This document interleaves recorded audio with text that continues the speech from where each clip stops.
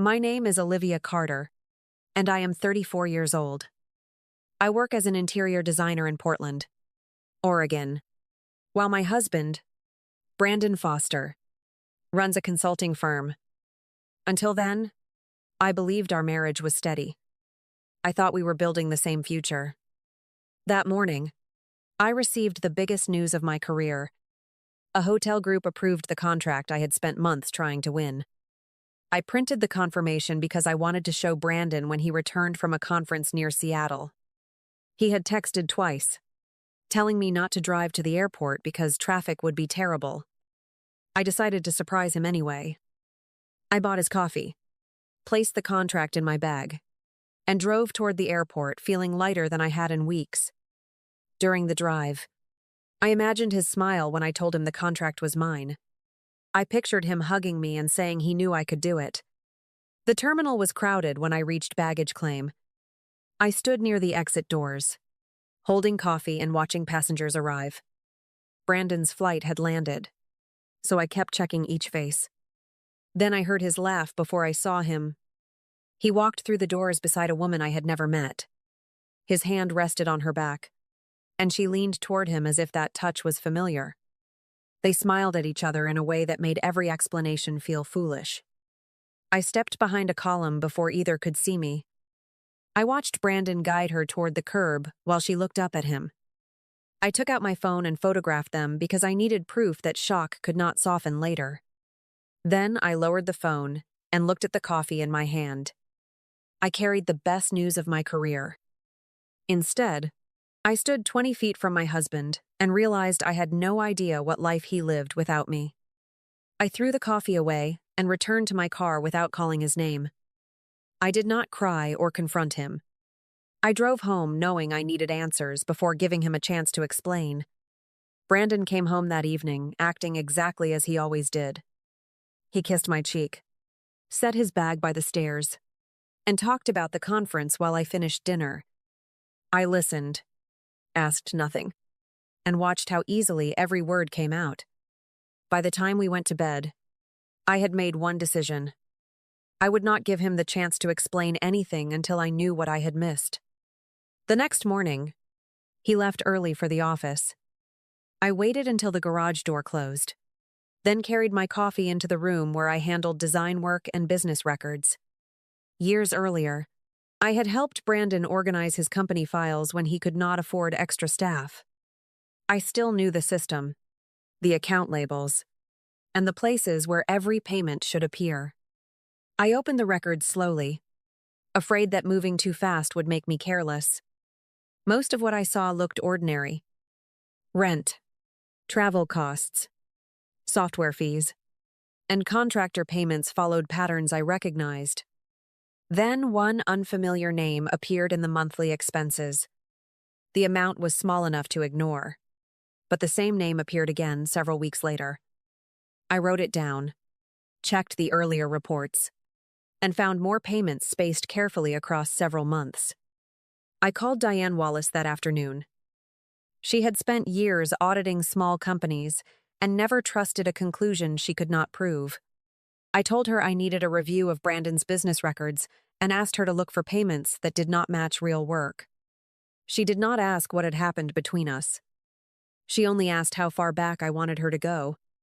I sent her the records after Brandon went to sleep. I did not mention the airport or describe the woman beside him because I wanted Diane to approach the numbers without my anger shaping her judgment. Before closing my laptop, I looked at the unfamiliar name. I still did not know who she was or why Brandon had touched her that way. I only knew the payments were real, and for the first time, I had stopped waiting for the truth to find me. Diane called 2 days later and asked me to come to her office instead of discussing anything over the phone. The moment I walked in, she placed several printed reports on the desk and slid them toward me. She tapped one section with her finger and told me the same vendor name appeared month after month without any supporting project files. I lowered my eyes to the page and read the name for the first time. Kelsey Morgan. The payment records stretched back for months. Every transfer was small enough to avoid attention, but together, they added up to a number that made my stomach tighten. Diane had searched every contract folder connected to those payments. There were no proposals, invoices for completed work, or reports showing what the company had received in return. The money had left the business, but nothing had ever come back. I asked Diane if she could confirm the records were complete. She nodded and showed me every folder connected to the transactions. Nothing had been deleted because there had never been anything there to begin with. The payments had simply been approved and processed. Pause 4S. I looked at the dates again and realized they began not long after Brandon told me the company had finally become financially stable. That realization stayed with me as I stared at the pages.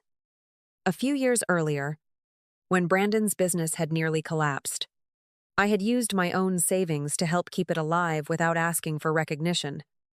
I believed we were protecting our future together, and I never treated that decision like a favor. Now I was looking at records that showed money quietly leaving the same business in steady amounts for a woman whose name I had never heard before. I closed the folder and organized every page in the order Diane had prepared. I asked her to print complete copies of every payment and every account summary connected to Kelsey Morgan. She placed everything into a single envelope and handed it to me without another question. I thanked her, took the envelope home, locked it inside my desk, and wrote one sentence in my notebook before turning off the light. Whatever I had seen at the airport was no longer the whole story. 3 days later, Helen Foster called and asked if she could stop by while Brandon was at work. She sounded calm, almost careful, and did not explain anything over the phone. When she arrived, she accepted a cup of coffee but barely touched it. After a long silence, she looked at me and said she believed there was something I deserved to know. She reached into her purse and placed a folded piece of paper on the table. The paper held nothing except an address and a few handwritten notes. Helen told me Brandon had been visiting the property for months and always found a reason not to mention it. She had driven past it more than once because she thought he was preparing a business investment. Only recently had she realized he had never once spoken about it to me. She said she could no longer pretend that silence was helping anyone. After she left, I called Diane and asked her to check whether the address appeared anywhere in Brandon's company records. By the following afternoon, she confirmed that several renovation payments matched the location Helen had given me. The expenses had been divided into smaller amounts and recorded under different categories. None of them mentioned the property itself, but together they created a clear pattern. That evening, I met with Michael Prescott, an attorney who handled business and family asset disputes. I placed the payment records beside Helen's note and explained everything I had gathered so far. He reviewed every page without interrupting me once. When he finished, he told me the documents showed a pattern that deserved careful preparation, not a rushed confrontation. Michael explained that timing mattered as much as evidence. If Brandon believed everything was normal, he would keep making the same decisions and leave a complete record behind. He advised me to continue collecting documents and avoid letting Brandon suspect that anything had changed. I agreed because I had already learned that every answer uncovered another question.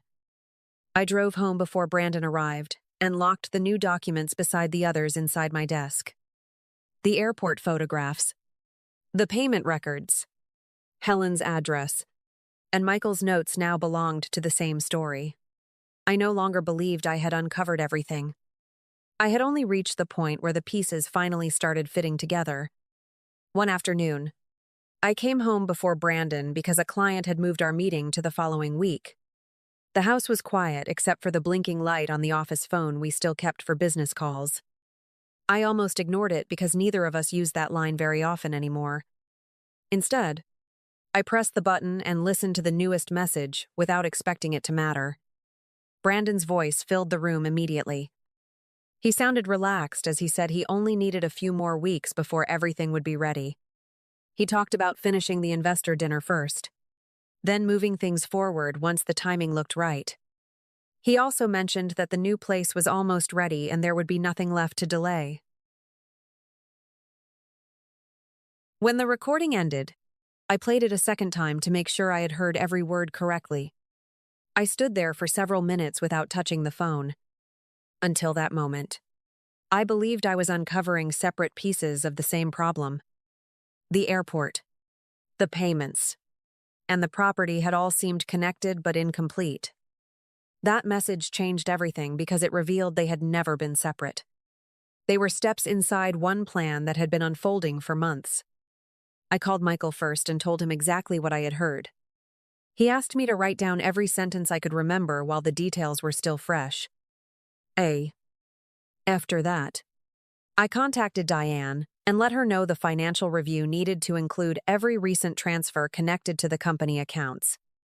Neither of them reacted with surprise, because the evidence already pointed in the same direction.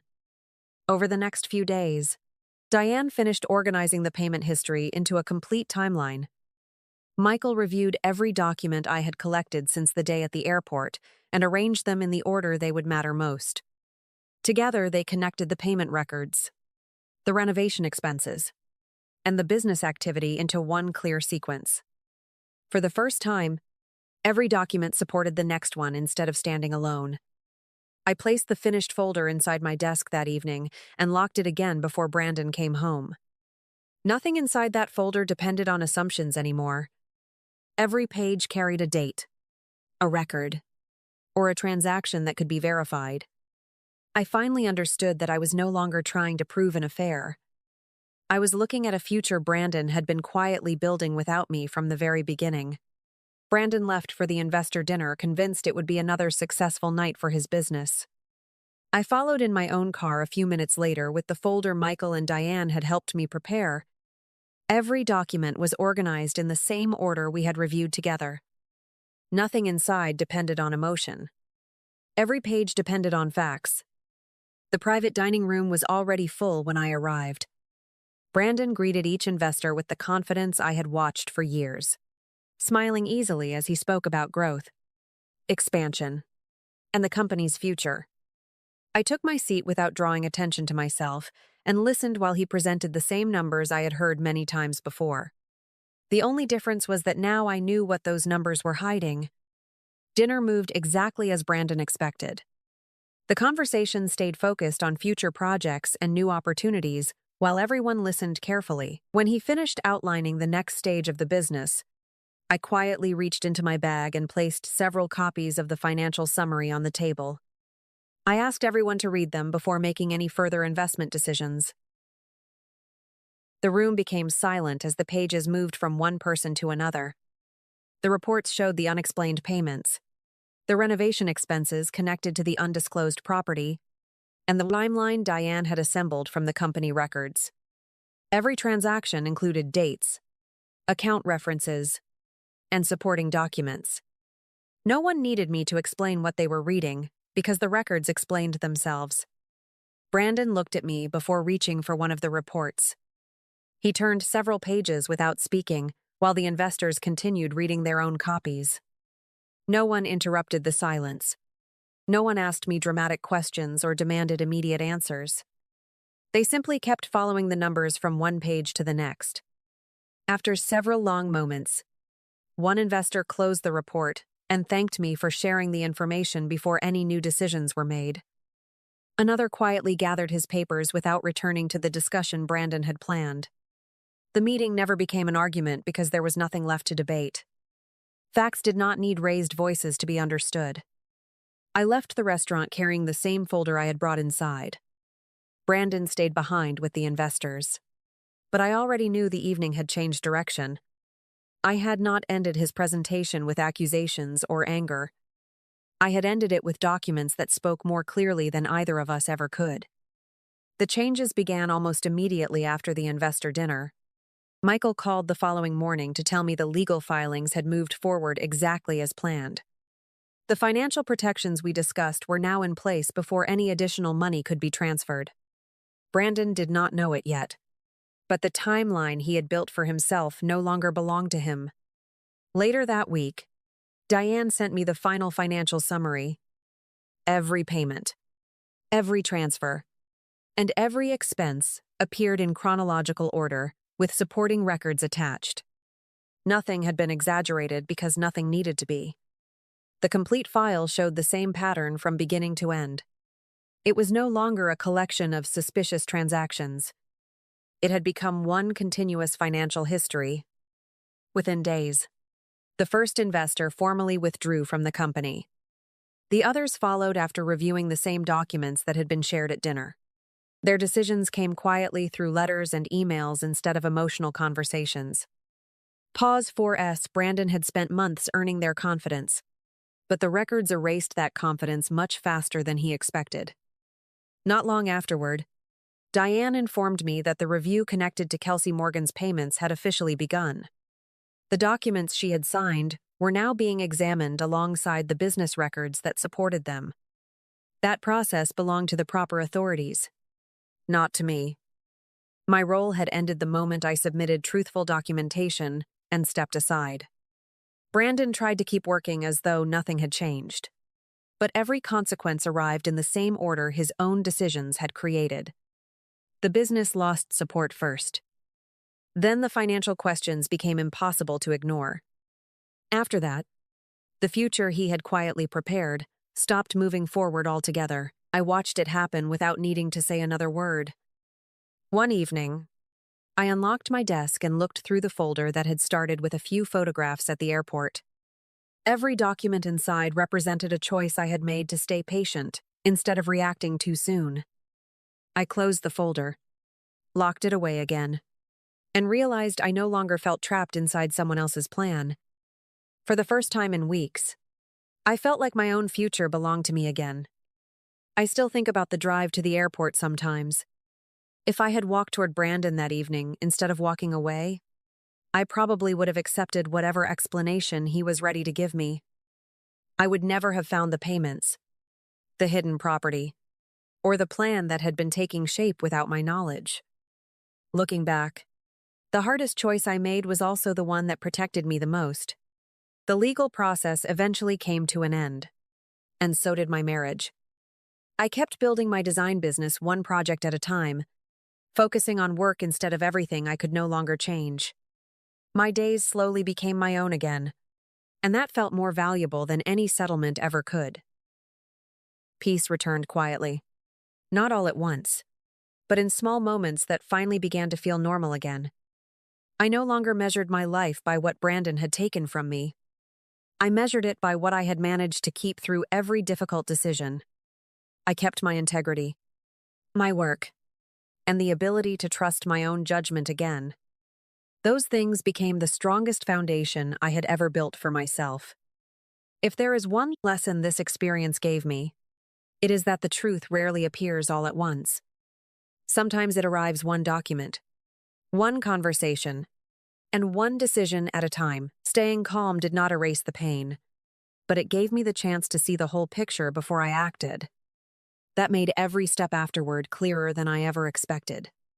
If my story reminds you of something you have lived through, I hope it also reminds you that patience is not weakness.